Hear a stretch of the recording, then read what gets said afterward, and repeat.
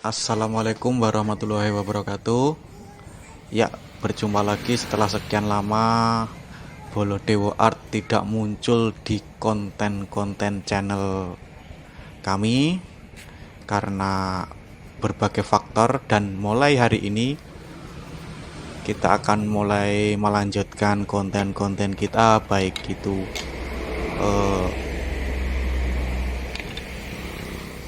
itu adalah tentang belajar kerajinan kayu atau belajar woodcraft, terus elektrik DIY, merakit elektrik dengan mengkombinasikan kayu,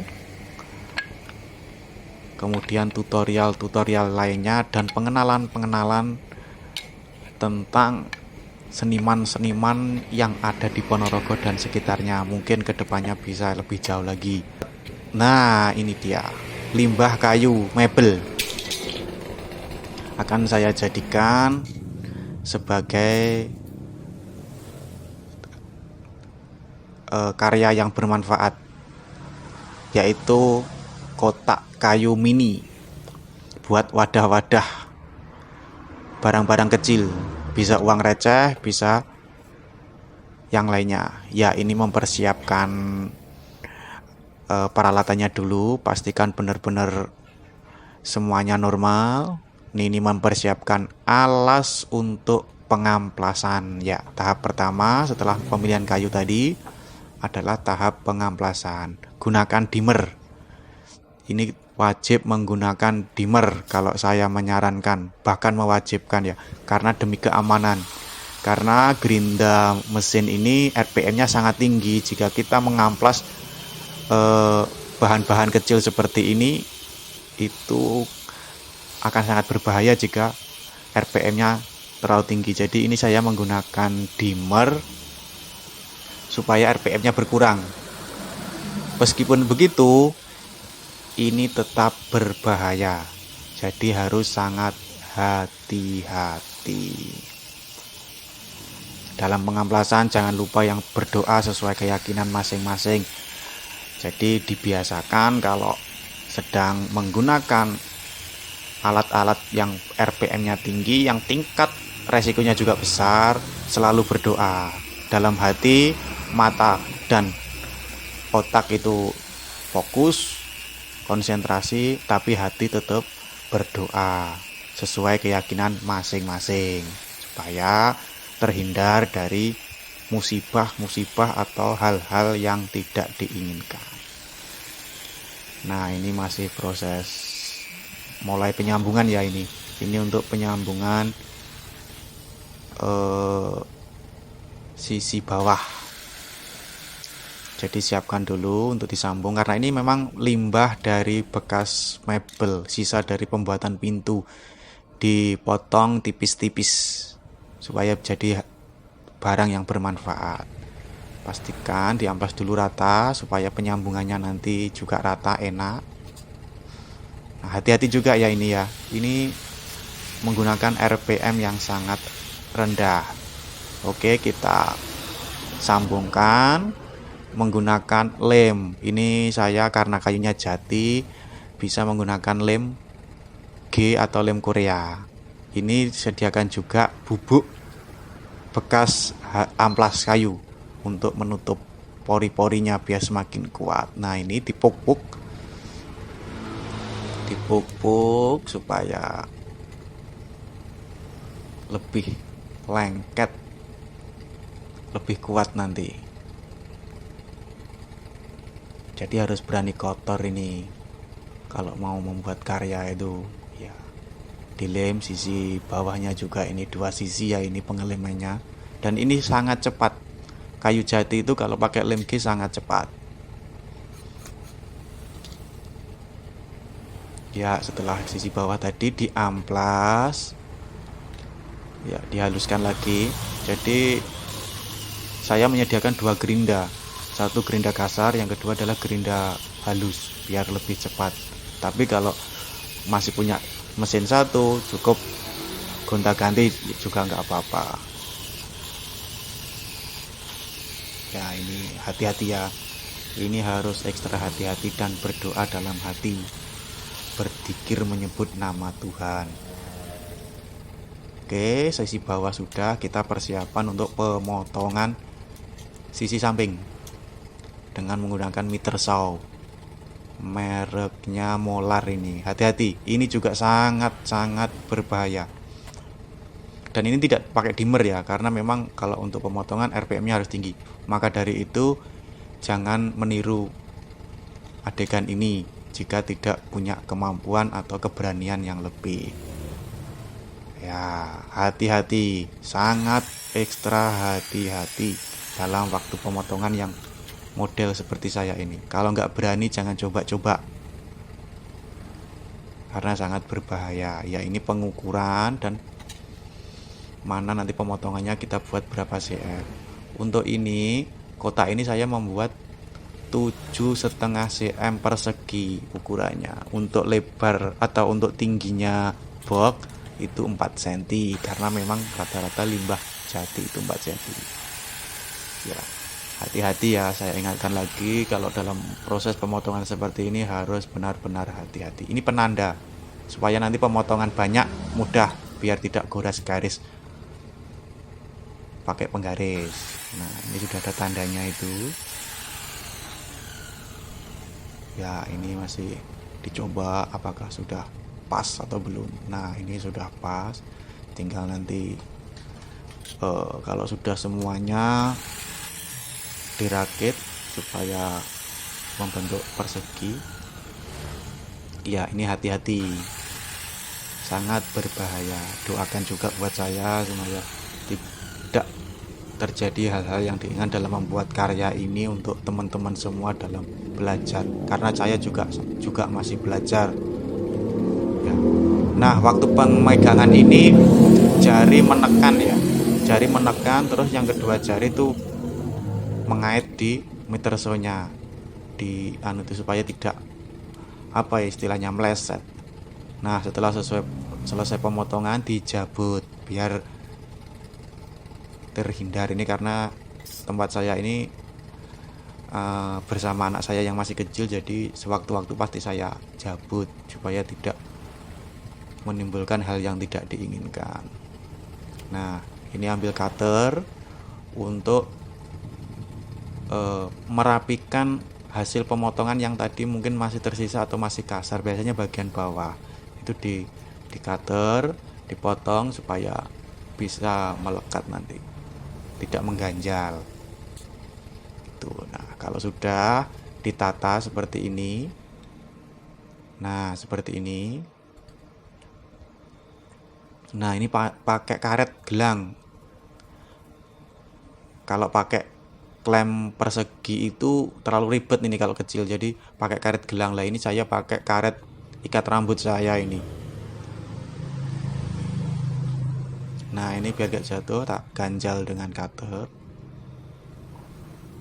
Nah, ya seperti ini. Ini karena menggunakan kayu jati, jadi saya tidak menggunakan lem kayu biasanya seperti lem Krona atau lem Presto. Jadi kalau lem kayu jati pakai lem Korea atau lem G itu lebih cepat dan langsung menyatu. Ya, ditata lagi, disikukan supaya persisi. Nah, ini dirapatkan juga. Nah, ini masih ada yang belum rapi, jadi dirapikan, disiku lagi, terus dilem. Ini masih lemnya masih ujungnya saja ya. Nanti kalau sudah melekat semuanya, baru nanti dilem full yang bagian sambungannya itu. Untuk pengeleman ini dari dalam supaya nggak melebar terlalu kemana-mana. Ya, dipastikan merekat, disebul-sebul juga supaya cepat kering. Pakai hembusan mulut naga. Nah, ini sisinya bagian dalam, sambungan bagian dalam yang dikasih lem.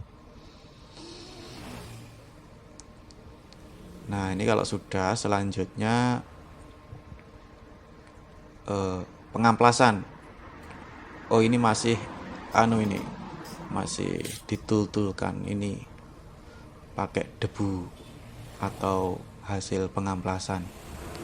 Ya, persiapan penghalusan, saya haluskan dulu alas ini untuk lebih mudah. Ini saya haluskan biar lebih rata lagi, jadi nanti waktu pengamplasan lebih enak. Nah, ini pengeleman sisi bawah dengan sisi samping bagian bawah. Ini masih, kalau ini nanti menggunakan klem ya, karena kadang kalau nggak pakai klem nggak bisa rapat. Nah, ini saya pakai klem C 3 buah supaya lebih rapat. Dan ini waktu pengeleman ini waktunya nggak lama ya, dan cepat langsung kering. Karena apa? Memang menggunakan lem G. Tapi kalau untuk kayu pinus itu tidak bisa atau tidak direkomendasikan pakai lem ini. Karena apa? Karena nggak menyatu, sulit kalau lem kayu pinus atau jati Belanda. Tapi kalau untuk media besar itu tetap saya rekomendasikan memakai lem kayu seperti lem Krona atau lem Presto atau lem Raja Wali Putih biasanya. Tapi itu sebetulnya kurang kuat, harus benar-benar lem kayu biasa. Nah, ini biar mudah, atasnya saya kasih papan kayu kecil supaya ngeklemnya mudah, enak nanti. Karena kan atasnya itu masih belum ada tutupnya. Memang ini enggak saya kasih tutup. Mungkin di video selanjutnya saya akan membuat yang ada tutupnya untuk wadah cincin. Nah, ini dilem.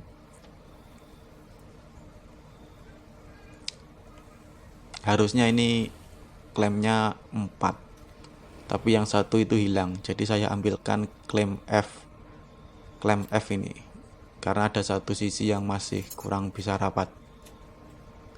Ini sudah, tunggu berapa detik, ini sudah menyatu, ini sudah kering lemnya. Jadi sangat cepat. Itulah enaknya kalau kayu jati. Tapi ini tidak direkomendasikan untuk kayu besar menggunakan lem G. Kekuatannya nggak sekuat. Kalau kecil-kecil ini sudah kuat. Dan nanti kalau media besar lem G-nya ya habisnya banyak, otomatis uangnya juga habis banyak buat belanja. Jadi gunakan lem yang khusus kayu. Nah, setelah ini sisa yang sisi bawah tadi digaris, terus nanti dipotong menggunakan meter saw juga. Karena tadi miring, kita luruskan. Nah, colokan lagi. Kemudian hati-hati, karena ini media kecil, harus sangat hati-hati. Nah, sudah terpotong. Selanjutnya adalah penghalusan hasil potongan dan sisi-sisinya tadi. Menggunakan amplas kasar dulu. Kita ambil amplas yang kasar supaya nanti kalau sudah rata semua baru menggunakan amplas halus. Ingat, pengamplasan menggunakan gerinda walaupun pakai dimmer tetap harus ekstra hati-hati. Ya, ganti mata ini juga dijabut ya. Waktu penggantian ini colokannya harus dijabut, baru dicolokkan lagi kalau sudah terpasang dengan kuat. Oke, ini waktu pengamplasan atau meratakan hasil sambungan bawah dan sisi samping. Ini biar nggak terlalu lama, jadi mending nanti diamplas, diratakan di finishing akhir.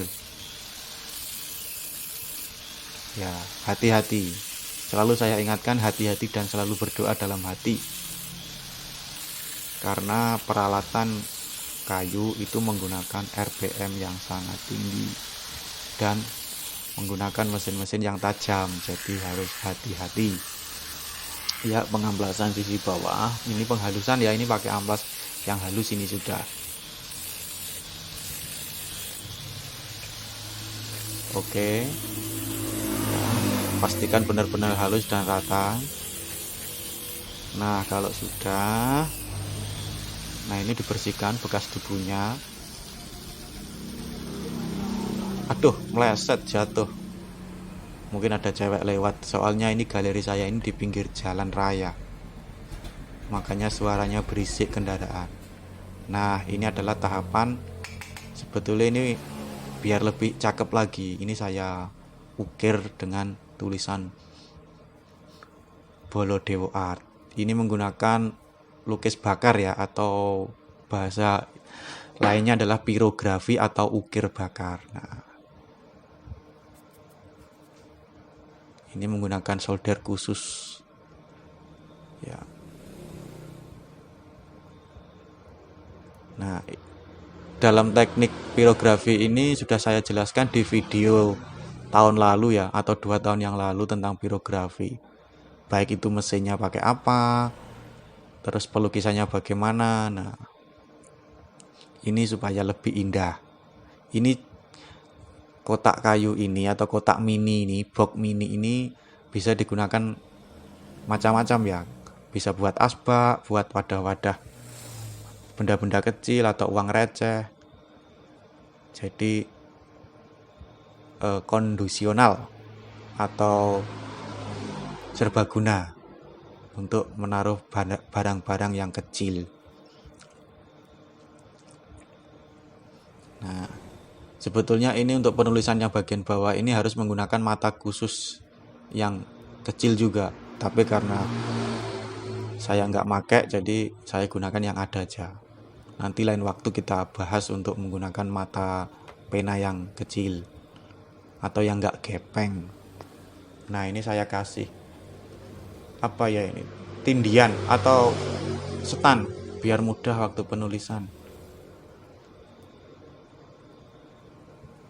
Oke, diatur panasnya. Maaf ini kurang fokus, jadi kameranya nggak pas di tengah, terlalu fokus penulisan. Nah, sudah ini. Oke, setelah itu adalah finishing. Nah, ini bukan iklan, ini adalah wadah cat ya. Saya menggunakan, waduh, ada motor lewat, cat water base untuk kayu jati atau teak wood. Untuk finishingnya ini water base ya, ini yang berbahan air bukan berbahan thinner. Nah, ini untuk biar lebih cantik lagi karyanya atau hasilnya, supaya juga fungsi lain selain itu adalah supaya tidak mudah kotor dengan finishing ini. Ini berbahan air, jadi lebih simpel, campurannya juga air bukan thinner. Ini bagian bawah dalam, tidak sulit kalau bagian dalam, jadi harusnya memakai spons kecil, tapi pakai seadanya biar lebih cepat. Ini hanya untuk contoh ya. Ini saya juga menjualnya, jika ingin membeli bisa yang versi polos, versi finishing, atau request logo. Nanti harganya beda-beda, ada di link Shopee dan sebagainya. Oke, terima kasih. Lah, untuk sisa cat ini saya catkan di alasnya. Oke, jangan lupa subscribe dan like and share komennya kalau ingin tutorial yang lain.